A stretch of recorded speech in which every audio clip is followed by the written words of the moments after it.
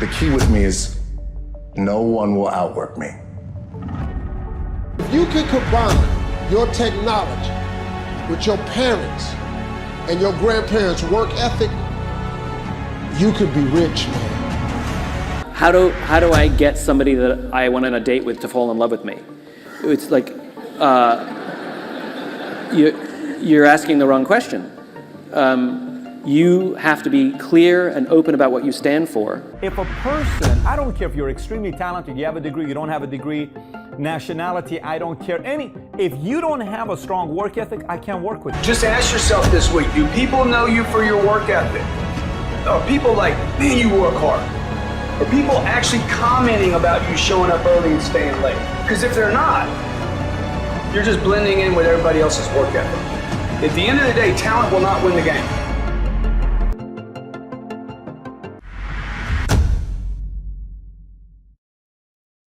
The key with me is no one will outwork me.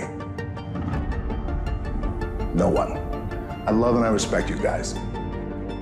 Motherfuckers won't outwork me. All starts with this. 2 hands, putting it to work. But you cannot erase the work ethic part. There is no getting around. Ain't no elevator to the top. You got to take the stairs.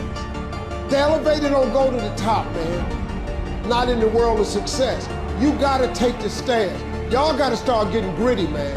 I hate it when I see young people wasting their time, wasting all this technology got, just sitting around in this world that's been created for you and everything is instant. But if you can combine your technology with your parents and your grandparents' work ethic, you could be rich, man. Just ask yourself this week, do people know you for your work ethic? Are people like, man, you work hard?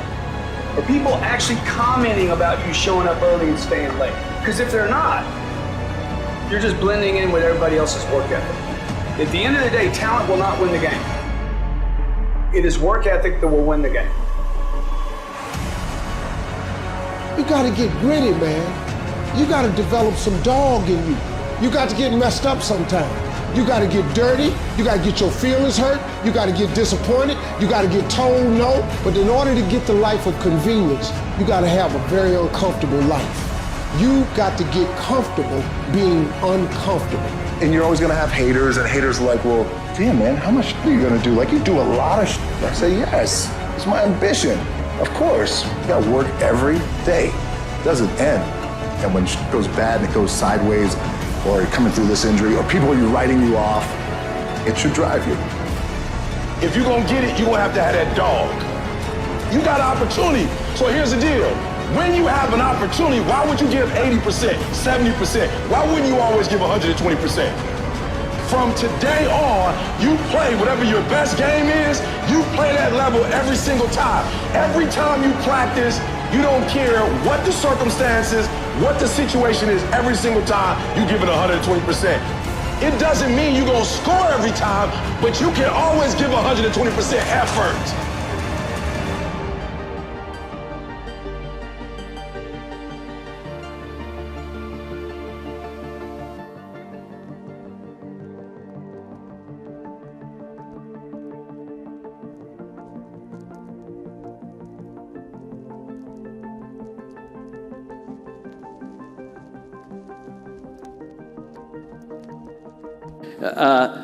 How do I get somebody that I went on a date with to fall in love with me? It's like, you're asking the wrong question. You have to be clear and open about what you stand for. And just like when you hire somebody, you want to make sure that when you hire them, that they share your values, that they believe in your vision. You know, they don't just think it's corny, you know, or marketing, but rather that they buy into it. And sometimes we'll make mistakes, and sometimes people will come and they fall in love with it after the fact, but we try on balance to bring people that we believe will get along with the people who work here because of our values and our cause. And so too is it with suppliers. I think that, or clients, it's the same thing, which is we stand for what we stand for, and our goal is to attract people who believe what we believe. the more vocal we are about what we believe, those people literally will come to us or turn down a competitor who may even be cheaper because they would rather do business with us. And so it's okay to do business with a supplier that doesn't believe what we believe, but we have to go in with eyes open, knowing full well that this is just a transaction. You offer a decent product, you give me a decent price. This is not going to be a lifelong relationship. This is a transactional relationship. And when it's done, I'm just going to hold you to very different standards, right? Because when it's transactional, we're a little less patient when things go wrong. And sometimes we kid ourselves. You just can't do that too often. It's like if you're living a healthy lifestyle, you can have chocolate cake, just not too often. So yeah, I think the more vocal you are, the more you attract. And then you have to make decisions like you're hiring people because they're going to become a member of your family as well. This is the difference between the short-term finite-minded and the long-term infinite-minded. The finite-minded, is it the cheapest today? Is it the best relationship today? And pay no attention to the secondary or tertiary effects, and definitely pay no attention to what will happen in 5 years. Whereas that long-term minded, infinite-minded player looks at looks at something and looks at someone and says, well, you know, you're not the cheapest, but I think we're going to get along just fine. And over the course of time, the quality of work will far outweigh whatever you paid. A friend of mine who's a consultant loves to joke about her clients that they never have the time or money to do it right the first time, but they always have the time and money to do it again. And I think when you're infinite-minded, you consider those factors from the beginning. Person, I don't care if you're extremely talented, you have a degree, you don't have a degree, nationality, I don't care. If you don't have a strong work ethic, I can't work with you. Here's why. Because whatever I transfer to you, you are not going to give the highest return possible for whatever knowledge and skill set that's being passed over to you. Why am I going to put the time into you if the duplication part is not going to return?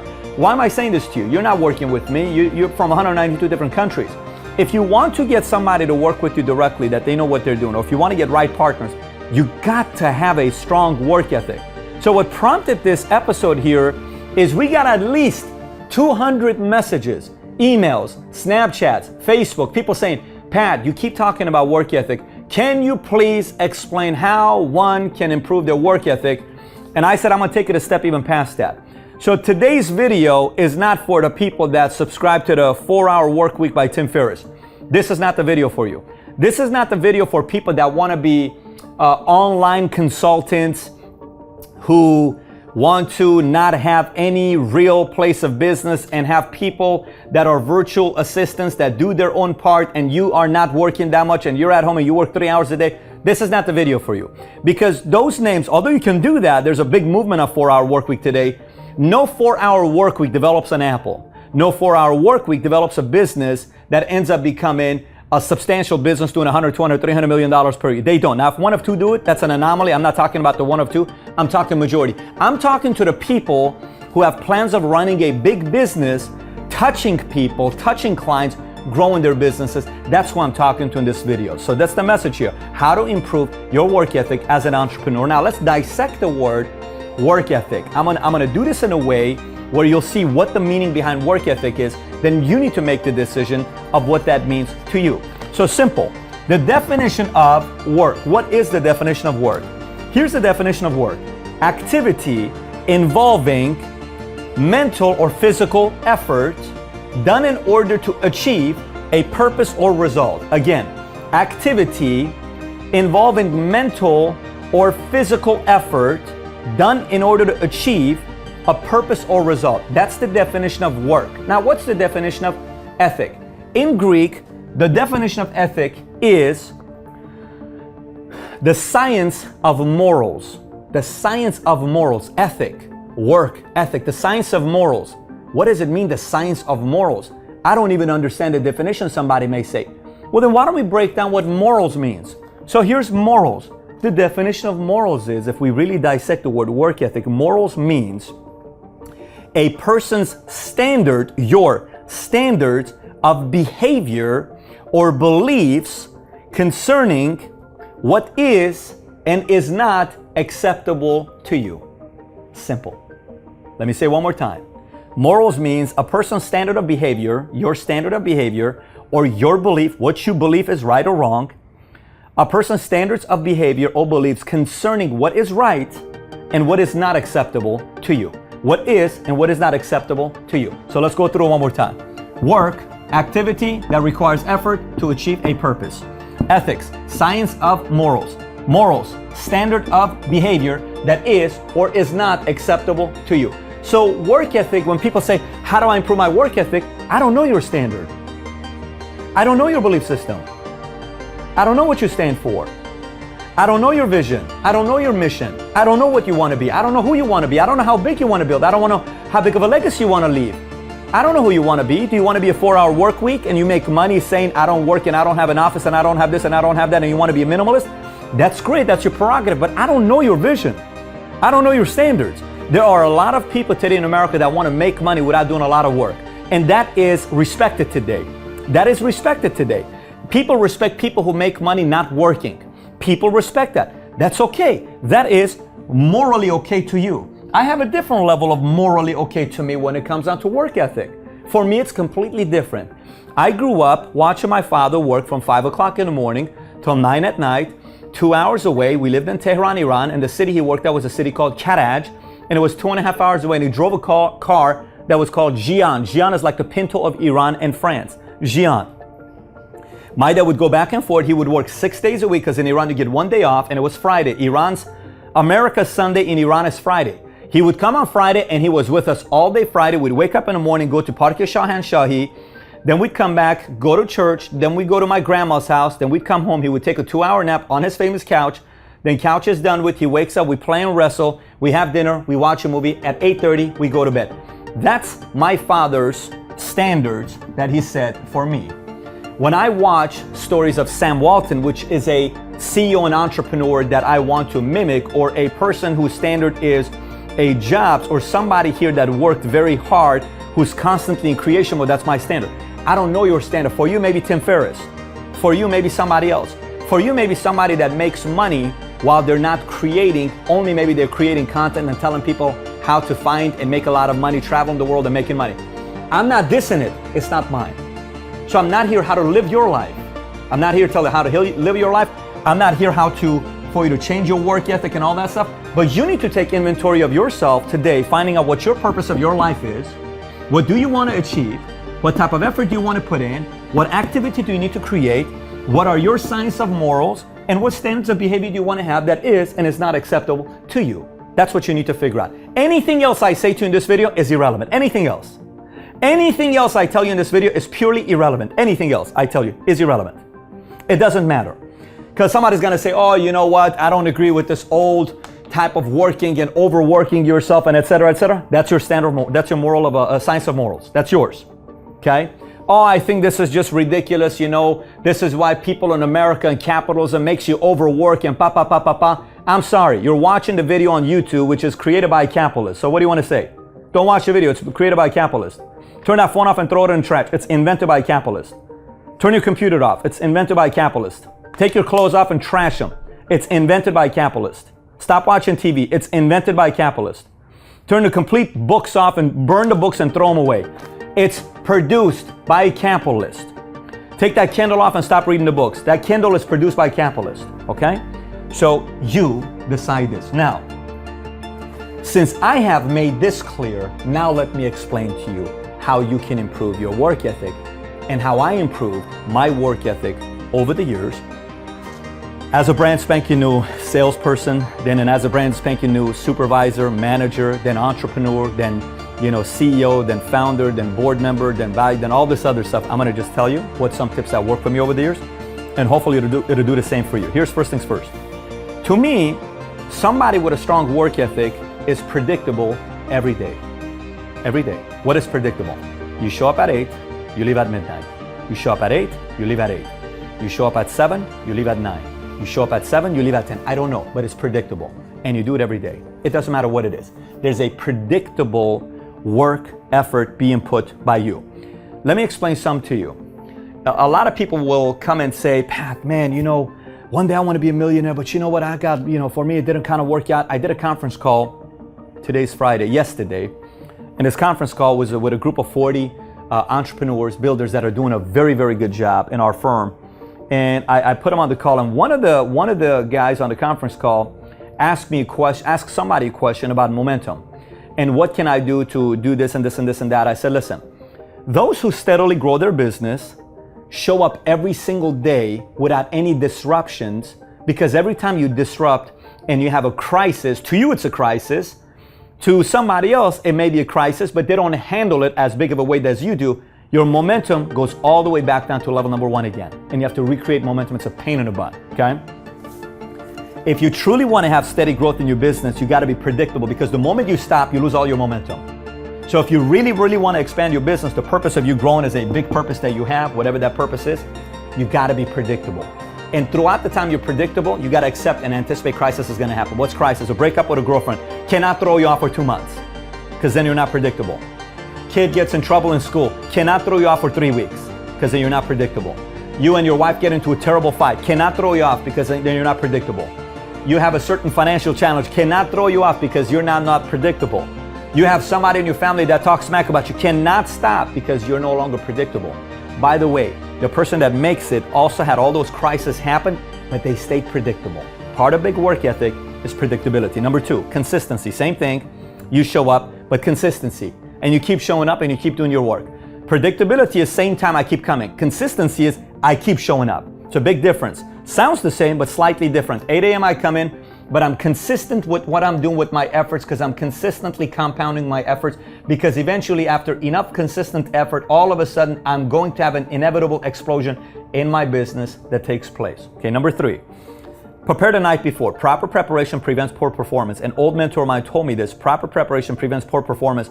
And this was a man that he would always brag about the fact that he's not talented. He was never the best speaker.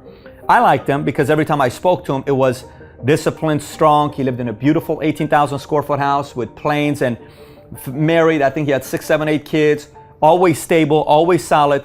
But every time I talked to him, he had read Think and Grow Rich 200-300 times. Think about this guy. And everything to him was about preparation. He said, Pat, the guy that's the most prepared wins. Everything was about preparation. Every time he talked, he had a 3x5 card with him. Every time, 3x5 card with him, 3x5 card with him, 3x5 card with him. Preparation. Prepare the night before.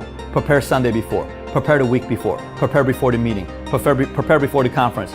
Prepare before you're preparing. Everything is about preparation. If I'm supposed to give a speech 9 months from now, I already have a folder made on my phone, and I just keep adding stuff that I'm going to talk about in that meeting that's 9 months from now. 9 months of preparation of adding notes in the phone to prepare for something like that. That's part of work ethic. That is work ethic. Number 4, do more. Let me explain what I mean by do more. I remember I was in an office. I was brand spanking new. It's 2002, 2003. And I'm in an office of Victory and Balboa in the city of Encino, California. And Saturdays, we were all young, and there was a bunch of pretty girls in the office. And everybody Saturday night wanted to go to Dublin's. Dublin's was a place to be, right? Everybody wanted to go to Dublin's. You wanted to go to Saddle Ranch and Miyagi's. It was all in the same corner, like literally 300 yards away. You go Dublin's across the street, Miyagi's, and then you go to Saddle Ranch. Boom, boom, boom, boom, boom, boom. Maybe if you want to go to after hours, you could. Everybody wanted to go clubbing Saturday night. And I was in the office, 5 o'clock, everyone's leaving. 6, 2 people left. 7, I'm staying. No one's there. 8, I'm staying. 9, I'm staying. 10, I'm staying. Everyone's gone. 11, I'm staying. By that time, I'm so wiped out, I'm not going to the club. I'm going home, reading a book, going to sleep. Boring to you, right? It's boring to you, right? Now, fast forward and ask me what places I've partied and have had fun with. You won't even believe half the stories if I told you. You would think I'm telling you a story out of a movie. You would say there's no way in the world you've partied with prime ministers and princes and governors and senators and billionaires and all this other stuff. Because I didn't want to just get too excited about Dublin. There was a time it was exciting to me. There was a time Miyagi's was exciting to me. There was a time all that stuff was exciting to me. Again, how big is your purpose? How big is your purpose? How long will you put your activity with the efforts? And then does it match the standard of behavior that you want to put up? So do more. If a person leaves at 6, you leave at 8. If a person makes 100 calls a day, you make 200 calls a day. If a person makes 50 contacts a day, you make 75. If a person writes, sells 20 of your product, you sell 40. Okay, if somebody practices 3 hours, you practice 5 hours. If somebody practices 6 hours, you practice 8 hours. If someone reads 2 books, you read 4 books. Just do a little bit more. Do a little bit more. Do a little bit more. Number 5, subscribe to the now mentality. Subscribe to the now mentality. We'll call him tomorrow. We're calling him now. So the other day, one of my guys, his name is Fred, he calls me He says, hey man, I'm kind of disappointed, because the office lease that I wanted didn't go through. And this is a commercial real estate agent that he's flopped with me 3 times. And I made this guy $200,000. 3 times he's let down referrals that I gave this guy. I don't do well with people who I give referrals to. I expect perfection from somebody I give a referral to, right? So I'm gonna make you money. That's a market I'm introducing you. My credibility is on the line. This guy did it 3 times. I said, what did he do? He says, well, we're just not getting the deal. I text him. Right there while I'm on the phone with speaker, I text a commercial real estate agent. He doesn't respond. I call his office. He doesn't respond. I call his phone. He doesn't respond. I asked to talk to a supervisor. I talked to a supervisor. I said, who's the owner of the company? They put me on the phone with the owner of the company. I talked to the president of the company. The president of the company got a call from me. Within 1 hour, I got a call back from everybody. I got a text back from everybody. The guy, Fred, ended up getting exactly what he wanted from the office, all the expectation. They lowered it from a 5-year lease to a 3-year lease. Why? Because it's do it now. Do you know what was the craziest thing Fred told me? Fred was like, oh my gosh, I'm a little bit nervous. I'm like, why are you nervous? He said, because I can't believe you just did all that stuff in 10 minutes. I said, it's called the do it now mentality, man. Well, what are we going to wait till tomorrow? Hey, Pat, there's just somebody that may be interested. Let's call him right now. You got his phone number? Let's call him. Right, yeah, let's call him right now. What are you talking? Let's call him right now. Do it now mentality. Work ethic is a part of it. Now, do it now, not tomorrow, now. Now, let's do it right now, okay? Procrastinate tomorrow, next day, 3 hours, 5 hours. Let's do it right now. Next, point number 6. Find running mates. I love people that work as hard as me and they push me. There's nothing like it. I love running mates. I love people that say, Pat, 5 more reps. Like, dude, I'm tired. Pat, 5 more reps, because some days you don't feel like it. Pat, come on, Pat. 5 more reps. Oh, come on. Come on, bro. My shoulders are giving up. Go, 4 more, 3 more, Pat. Come on. Come on, 10 more calls. Oh, come on, guys. 10 more calls. Running mates. Running mates will push each other. Running mates will push each other. There's nothing like finding a good running mate that pushes you. Working hard buddies, if you want to call it that. And then eventually, unfortunately, sometimes you end up not finding anybody else that wants to work at your pace. And then your working buddies may not be in the same place you're at. They may be a complete different place. And you play games with each other. Hey, what time you waking up? Hey, what time you doing this? That's your working buddies. Next, number 7. Don't fall for the work smart only concept. 4-hour work week is work smart. I get it. I respect it. Some people like that. Standard of behavior. Your moral. Your standard. It's fine. Nothing big has ever been built without working very hard. And I'm talking very hard. Very hard. It's Friday night right now while we're shooting this. Everybody's gone in the office. Dennis is here, former 8-year DBT, Dallas Police Department. I'm here, we're shooting this. I am willing to bet everyone's out of the office except for Mario, and probably Paul is sitting somewhere here as well. It's Friday night, it's already 7 o'clock. Everyone's going out to dinner. I just got back from Burbank, California. I was in Bakersfield, California. I was in Houston, Texas. I got a bunch of other travels that's coming up. We're here right now in the office. Why are we doing this? Well, Pat, how do you find the time to shoot these episodes? You never miss a Tuesday and a Thursday episode of Valuetainment. Because some nights on Friday night, I want to go home and kick it and relax, and I don't. And we shoot these episodes because we're supposed to come to you Tuesdays and Thursdays. And do you realize, from the moment we said Tuesdays and Thursdays, we've never ever done an episode that we've missed on Tuesday or Thursday. Why? It's part of commitment. It's part of being predictable. It's part of showing up. And there are days, right now, my back, I'm not going to lie to you. We did legs with my personal trainer, Josh. My hamstrings are so tight right now. Mario was stretching me right now. I can't even go like that right now. I'm coming, I can't breathe. I can't breathe when I'm going down. It's that bad. Not because of my lower back pain, my hamstrings. It doesn't matter. So when people tell me, but I'm sick, I have this, I have that, then this is not your game yet. Then this is not your game yet, okay? Next. 8, cut distractions. Cut distractions, very simple. You got to cut distractions. You're still going to have some distractions in your life, but you got to cut the distractions that you can cut. Get rid of the distractions. Get rid of the, in the office, there's a lot of different stuff that can take time away from me. I don't want it. I want to cut distractions. I want to cut any kind of distractions I can cut in my life. I don't want to deal with office politics. I want to perform. So there's office politics, you go perform. You don't need to deal with it. You go grow your business. Number 9. Absolute focus. Absolute focus. This is tiring. Believe me, I'm the ADHD guy. And you know how ADHDs, they don't know how to focus? I'm the guy that would see something, I'm gone. Boom, I'm looking at all this other stuff. You got to train your mind to be focused. It's a muscle. You got to train your mind to be focused. You can do it. So when people tell me all these rhetoric, I need to take Adin, I need to take this medicine, I need to take that medicine, stop. You're looking for an out. You may need to take that medicine. I'm not questioning your doctor. All I'm telling you is, stop making excuses that you can't stay focused. Practice it. It's a muscle. Stay focused. Next, have a to-do list. Work ethic has to do with to-do list. What needs to get done next? What needs to get done next? Right now, Mario and I, about 4 hours ago, I told him, I said, Mario wanted to add another project to our list of projects. I said, let me show you what we got. That's all I did to him. I said, let me show it to you. I went through every single thing. He says, Pat, I got the point. I said, you want to add another thing? Here's what we got. What else you want to do? What else you want to do? Can you handle this? No, we're not ready yet. Let's wait 90 more days. Wait 90 more days. Okay, next.